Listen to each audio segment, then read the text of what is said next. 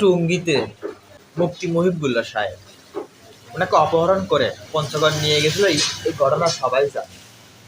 এখন ওনার জবানবন্দিতে উনি বলতেছে উনি নাকি নিজের ইচ্ছাকৃতভাবে গিয়েছে সেইখানে, নিজের ইচ্ছাকৃতভাবে পঞ্চগড় গিয়েছে, নিজের হাতে নিজেই সেগুলো বান্ধিয়া নিজে অভিনয় করেছে। এবং উনি যে মামলা করছে, উনি যে জিডি করছে, উনি যে লিখিত অভিযোগ দিছে, উনি নাকি তার ইচ্ছাকৃতভাবে। মানে এইটা শোনার পর, এটা দেখার পরে আমার ভিতরে মনে হচ্ছে শীতের সময় যেরকম চারদিকে ঘন কুয়াশা জড়াইয়া মানুষকে আটকে ধরে, ঘন কুয়াশা, চোখ বন্ধ করলে কিছু দেখা যায় না, লাইট জ্বালিয়ে কিছু দেখা যায় না, এত ঘন কুয়াশা। আমার কাছে এই বিষয়টা এই ঘন কুয়াশার মতো মনে হচ্ছে। কারণ একজন মুফতি সাহেব, একজন হক্কানি, একজন আলেম, যিনি মসজিদের মেম্বার থেকে হক কথাগুলো বলেন, তিনি কেন এত বড় একটা মিথ্যা অভিনয় করবে? আর ওনার চেহারা দেখেও আমার মনে হয় না যে উনি যে কোনো একটা পেশার কারণে হোক, চাপের কারণে হোক, উনি মিথ্যা কথা বলতেছে। কারণ এত বড় একটা ঘটনা ঘটে গেল, একজন এই মসজিদের ইমাম সাহেব, আমার কাছে এরকম একদম ঘন কুয়াশার মতো মনে হচ্ছে। আর পিছনে হয়তো কোনো ইতিহাস লুকিয়ে আছে, হয়তো আর পিছনে কোনো রহস্য, কোনো ইসকন বলেন বা হিন্দুত্ববাদী বলেন বা আরো যত এজেন্ট আছে বাংলাদেশের,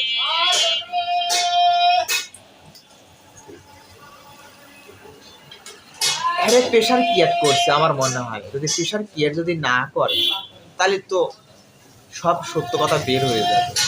আমার কাছে মনে হয় মুফতি মুহিবুল্লাহ সাহেব উনি একজন আলেম মানুষ, শ্রদ্ধা করি, সম্মান করি,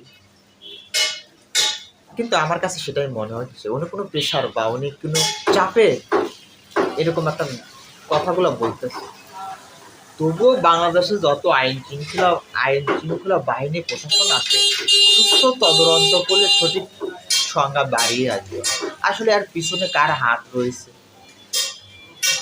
এর পিছনে কি রহস্য ছিল, কি উদ্দেশ্য ছিল, এটা যদি পুলিশ সুপার আরো যত প্রশাসন আছে এগুলো যদি ঘাটায়া যদি সঠিক তদন্ত বাইর করে সঠিক তথ্যগুলো জানা উচিত আমাদের।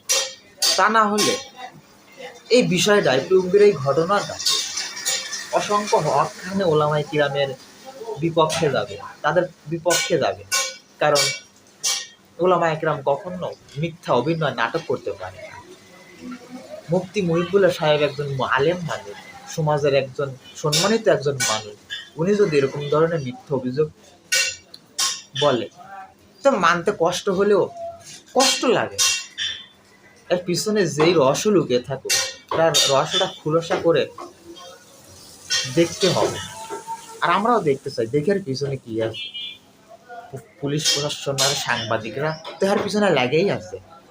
আমিও চাই এর সত্যটা বেরিয়ে আসে, এর পিছনে কি লুকিয়ে